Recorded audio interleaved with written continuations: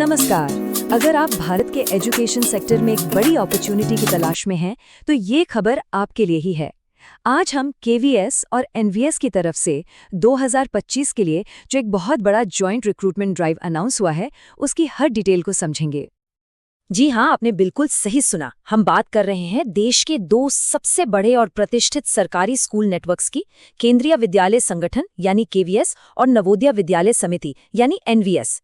इन दोनों ने मिलकर एक नेशन वाइड हायरिंग का ऐलान किया है, जो हजारों लोगों के लिए मौके लेकर आया है। तो सवाल यही है कि क्या ये सच में इस साल की सबसे बड़ी टीचिंग अपॉर्चुनिटी हो सकती है?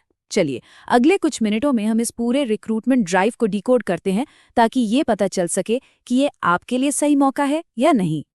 तो इस पूरी प्रक्रिया को समझने के लिए हम इसे 5 हिस्सों में देखेंगे। सबसे पहले केवीएस और एनवीएस हैं क्या, फिर देखेंगे कि कितनी जॉब्स हैं, कौन कौन अप्लाई कर सकता है, सिलेक्शन प्रोसेस कैसा है, और सबसे ज़रूरी, अप्लाई कैसे और कब करना है।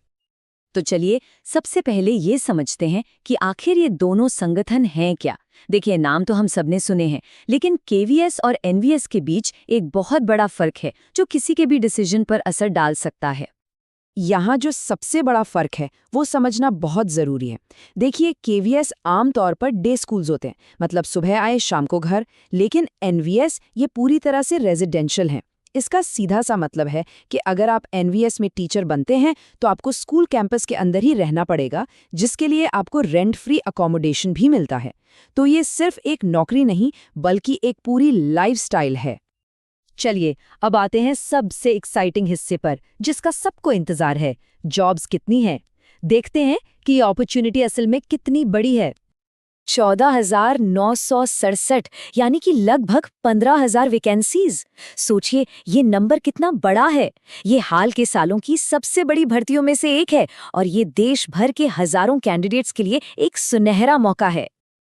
और इन वैकेंसीज में से एक बहुत बड़ा हिस्सा, मतलब 12,500 से भी ज्यादा, सीधे सीधे टीचिंग रोल्स के लिए है। तो अगर कोई टीचर बनना चाहता है तो इससे बेहतर मौका शायद ही मिले। और हाँ, लीडरशिप और नॉन टीचिंग स्टाफ के लिए भी अच्छी खासी ओपनिंग्स हैं। और देखिए, यहाँ सिर्फ रेगुलर टीचर्स की ही बात नहीं हो रही है।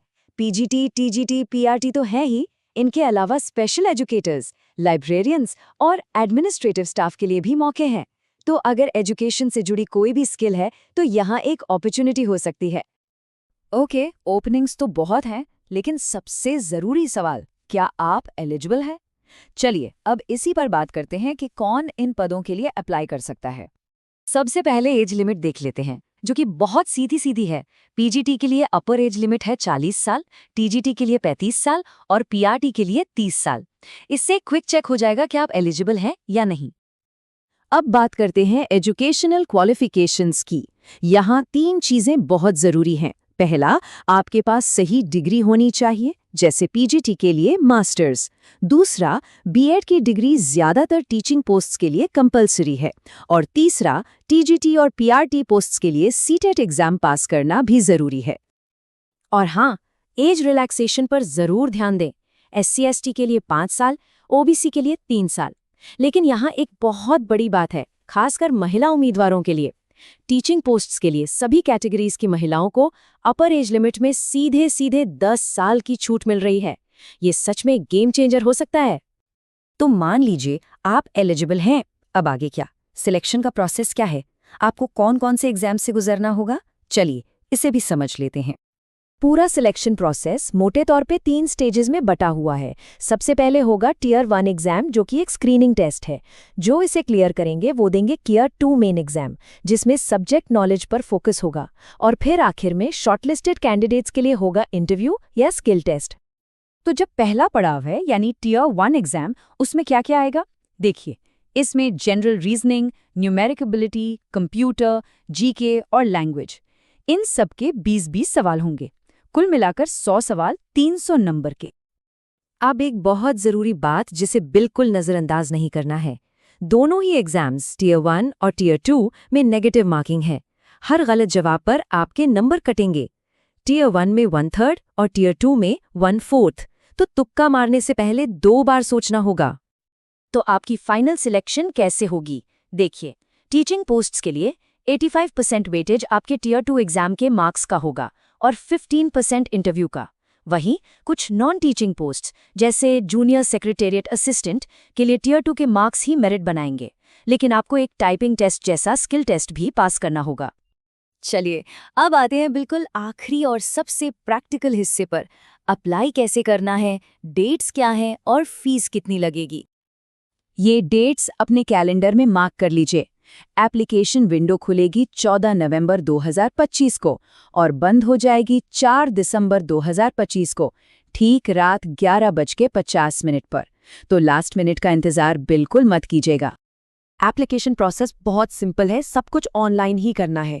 और एक अच्छी बात यह है कि आप एक ही फॉर्म से मल्टीपल पोस्ट के लिए अप्लाई कर सकते हैं।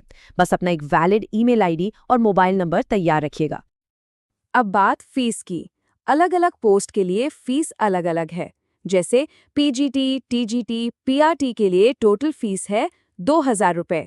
और यहाँ एक ज़रूरी पॉइंट है कि एससी, एसटी, पीडब्ल्यूडी और एक्स सर्विसमैन को एग्जामिनेशन फ़ी नहीं देनी है। उन्हें सिर्फ 500 रुपये की प्रोसेसिंग फ़ी देनी होगी। तो ये थी केवीएस और एनवीएस के इस बड़े भर्ती अभियान की पूरी जानकारी। ये वाकई भारत के एजुकेशन सेक्टर में काम करने का एक शानदार मौका है। हाँ, ज़्यादा डिटेल्स के लिए हमेशा ऑफिशियल वेबसाइट्स ही चेक करें। तो अब सवाल ये है, क्या ये मौका आपके करियर का अगला चैप्टर लिखने वाला है?